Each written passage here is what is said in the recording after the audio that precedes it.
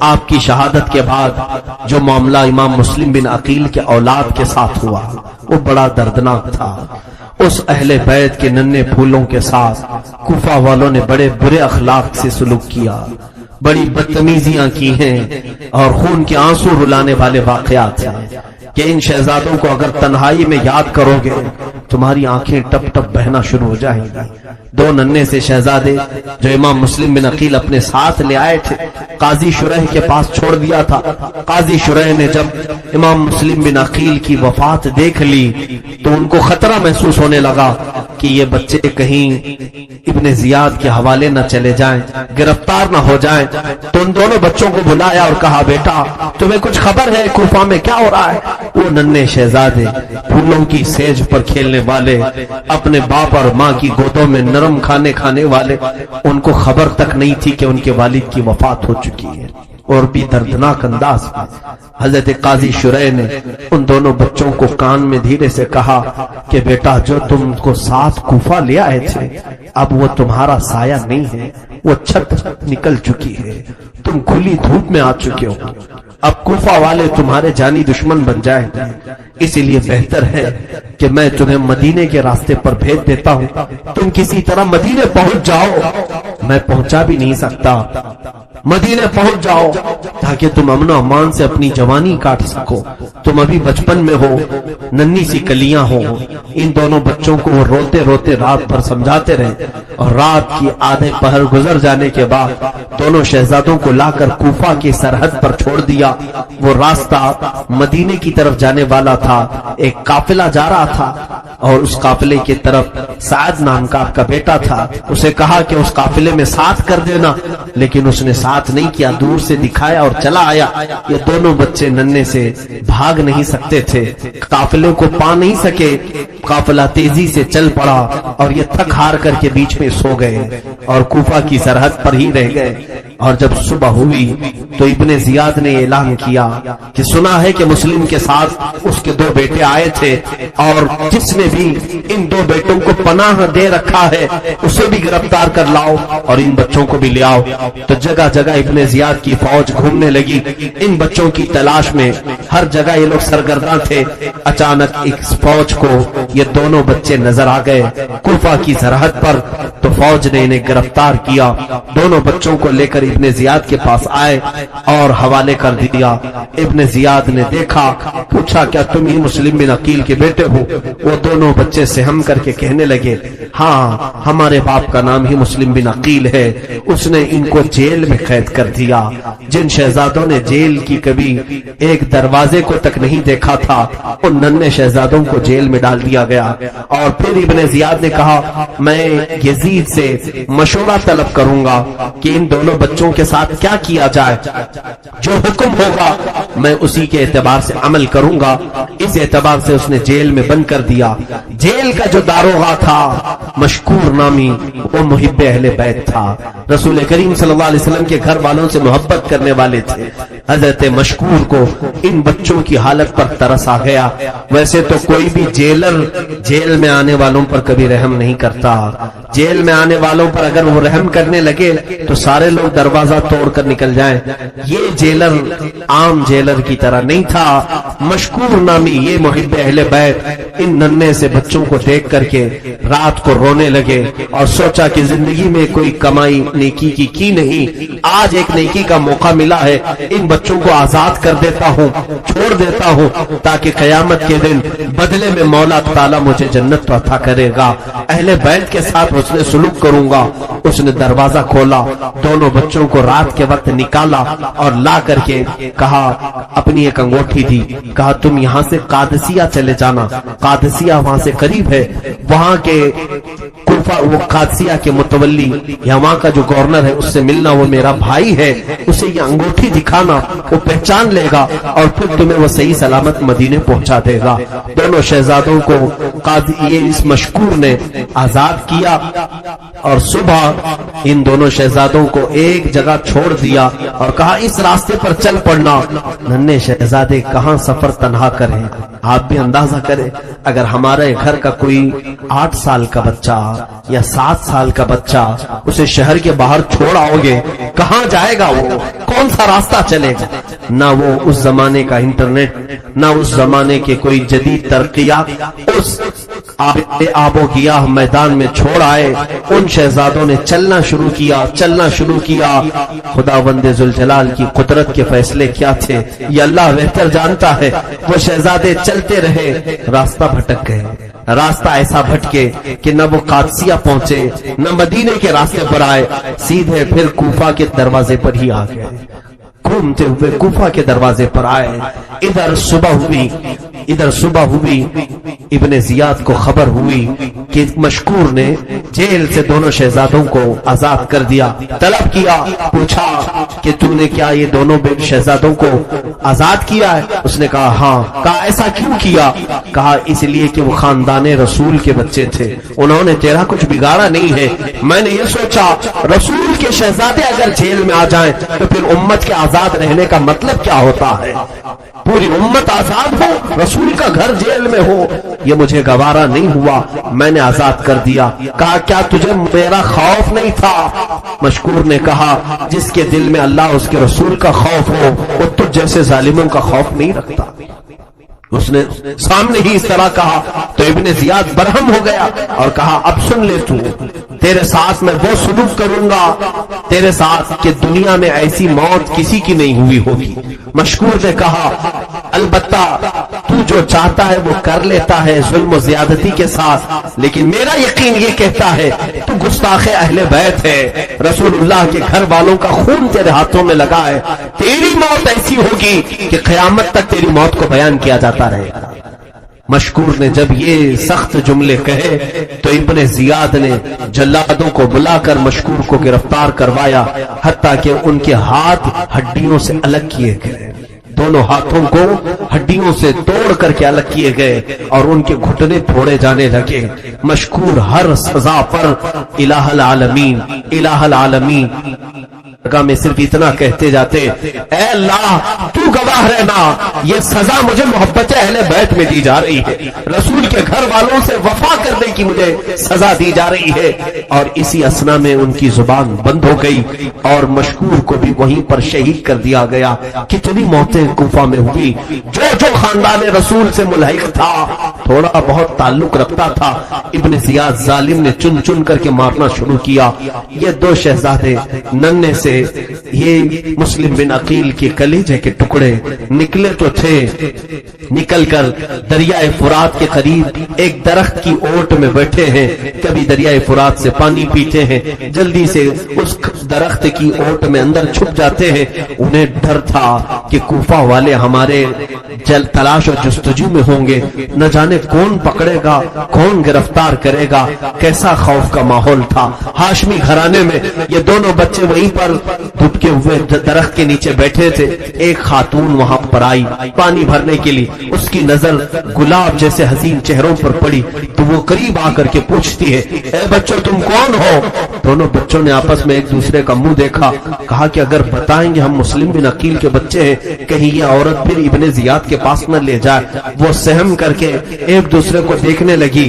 وہ عورت کہتی ہے مجھے ایسا لگتا ہے تم کسی بڑے خاندان کے ہو، کہیں ایسا تو نہیں کہ تم مسلم بن عقیل کے بچے ہو؟ وہ ڈر گئے اور ان کو سچ بولنا بچپن سے سکھایا گیا تھا۔ انہوں نے کہا ہاں اے خاتون ہم مسلم بن عقیل کی اولاد ہیں۔ وہ خاتون کہتی ہے ڈرو مت، گھبراؤ مت، میں تمہیں بہت اچھے گھر لے جاتی ہوں، میری مالکن میری مالکہ محب اہل بیت ہے، وہ فاطمہ الزہرا کی کنیز ہے، وہ خدمت کر چکی ہے رسول اللہ کے گھر میں، وہ تمہیں دیکھے گی خوش ہو جائے گی۔ دونوں بچوں کو وہ خادمہ ساتھ لے آئی اور جیسے ہی گھر آئی اس کی مالکن سے اس نے کہا آج ہماری عید ہے، آج ہمارے گھر میں خوشیاں ہیں۔ کہا کیوں؟ کہا مسلم بن عقیل کے دو شہزادے کوفہ جن کا خونی دشمن بن چکا ہے ہمارے گھر وہ مہمان بننے والے ہیں۔ وہ عورت فرط محبت میں باہر آئی، دونوں شہزادوں کو بے اختیار چومنا شروع کرتی ہے، کیونکہ برسوں بعد اس نے فاطمہ الزہرا کی شبیہ ان بچوں میں پائی تھی۔ سیدہ کائنات کے اخلاق ان میں دیکھنے کو سے ملتے. ساروں قطار روتی رہی. ان بچوں کو لے جا کر نہلایا, ان کے بال صاف کیے, اتنی دھول سے ان کے چہرے اٹے ہوئے تھے. یہ ہاشمی گلابوں کو دھول نے جکڑ لیا تھا. اس خاتون نے ان کو پاک و صاف کیا اور نرم بستر پر کھانا کھلا کر سلایا.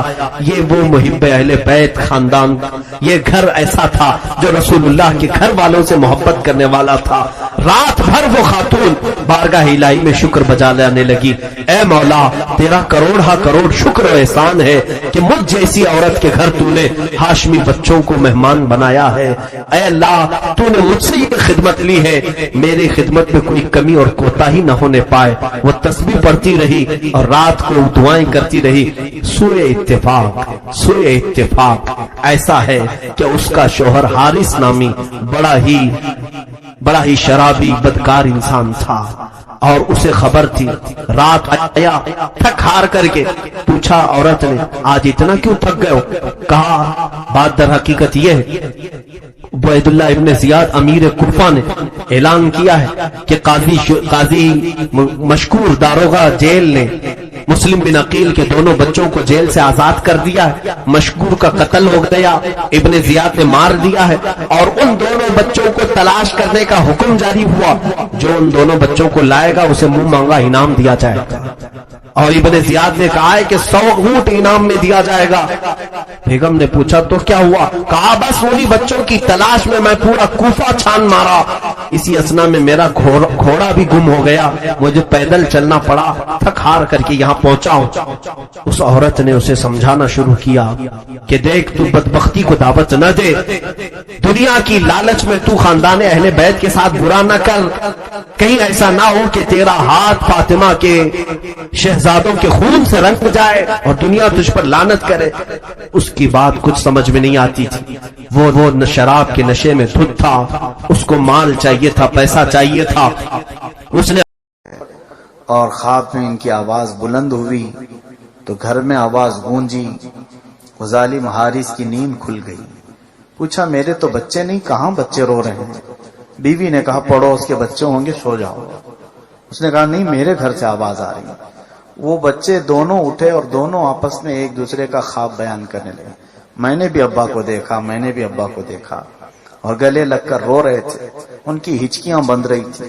حارث کی بیوی مناتی رہی سو جاؤ سو جاؤ. اس کو شک ہوا, وہ اٹھا اپنے گھر کے کمروں کی تلاشی لینے کے لیے. اس کمرے میں آیا تو دیکھا گدے پر یہ دونوں بچے حسین چہرے والے لیٹے رو رہے ہیں. یہ آتے ہی ان کو اٹھا کر پوچھتا ہے تم لوگ کون ہو؟ اب یہاں بچوں کو کیسی امتحان کی گھڑی ہے. پہلے تو ڈر رہے تھے لیکن اب یہ حالت تھی کہ اس کو اپنا گھر سمجھ لیا تھا. کہا ہم تو مسلم بن عقیل کے بیٹے ہیں. وہ بچوں نے اپنا سمجھ کر کے بتایا. اتنا سنتے ہی اس ظالم نے دونوں کے بال پکڑ کر کے اٹھایا. کہا تم لوگوں کو تلاشتے تلاشتے میں پورے کوفہ میں تھک ہار کر آیا ہوں اور تم میرے ہی بستر پر آرام کر رہے ہو. جب وہ بچوں کے نرم بال پکڑ کر کے اس نے کھینچا تو ان کی چیخیں نکل گئیں. آواز زور ہوئی تو دونوں کے چہروں پر اس نے تماچے مارنے شروع کیے. کہا زیادہ آواز نہ کرو, پڑوسی جاگیں گے. وہ خاندان اہل بیت سے محبت کرنے والی خاتون بڑی منتیں سماجتیں کرنے لگی اور اسے سمجھانے لگی کہ یہ فاطمہ کے لاڈلے, یہ رسول کے گھر والے ہیں, کل قیامت کا دن بھی آنا ہے, ہم ان کی کچھ خاطر تواضع کر کے حضور سے جنت مانگیں گے. تو کون سی دنیاوی لالچ میں انہیں مارے جا رہا ہے؟ وہ اپنی بیوی کی ایک نہ سنا اس کے ذہن پر لالچ سوار تھی. عزیزان گرامی, لالچ بہت خطرناک چیز ہے, اندھا کر دیتی آدمی کو. اس کے بعد اس نے کسی کی نہ سنی. انشاءاللہ 1 بجے اذان ہوگی. نہ سن کر ان دونوں شہزادوں کو گھسیٹنے لگا, اپنے گھر کے باہر لے جا رہا تھا. اس کی بیوی اس کے قدموں میں گر گئی روتی ہوئی. اس نے اپنی بیوی کو اتنا مارا کہ اس کی آنکھ پھٹ گئی اور اس کی ناک پھوٹ گئی اور اسے بے ہوش کر کے اپنے گھر چھوڑ دیا. اور یہ دونوں بچوں کو گھسیٹتا ہوا لے گیا. پوچھا ان بچوں نے, ٹھیک ہے ہم آ رہے ہیں, جانا کہاں ہے؟ بولو تو صحیح، ہم چل کے آئیں گے، کیوں اس طرح سے ہمارا گریبان پکڑ کر کے کھینچے جا رہے ہو؟ اس ظالم حارث نے کہا وہیں جانا ہے جہاں تمہارے باپ گئے ہیں، تمہارے باپ جہاں گئے وہیں تم کو بھی جانا ہے۔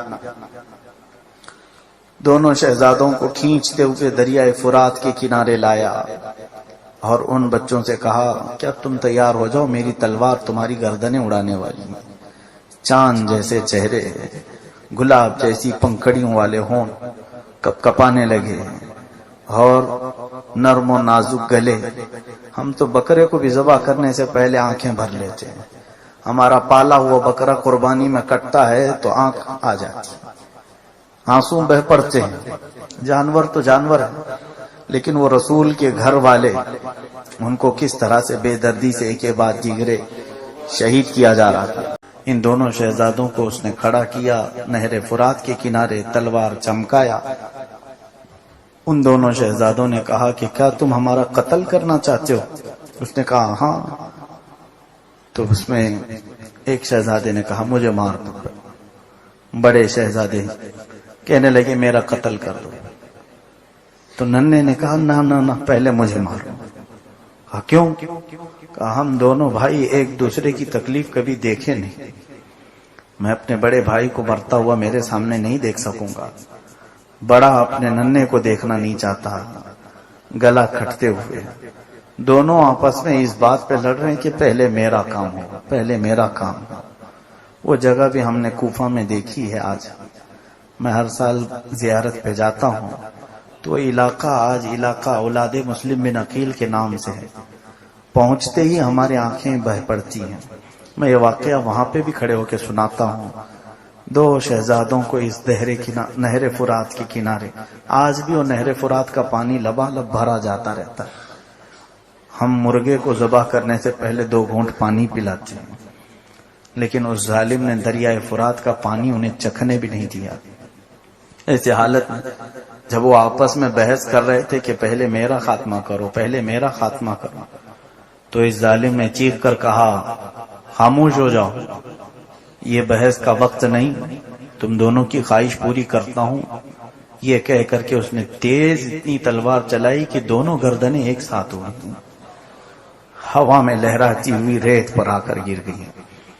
اسی لیے وہ ریت بھی کتنے گلاب اپنے اوپر لی ہوئی ہے، کتنے بکھرے ہوئے ہیں مدینے کے پھول۔ کربلا تیری قسمت پہ لاکھوں سلام، جس جگہ دیکھو ریت پر ایک ایک کربلا میں گلاب رسول اللہ کے خاندان کا بکھرا پڑا ہوا ہے۔ وہ خوشبو تو دے گئے، اور ایسی خوشبو دے گئے کہ قیامت تک مومنین کی روحیں ان کی شہادت سے ہی کانپ جاتی ہیں۔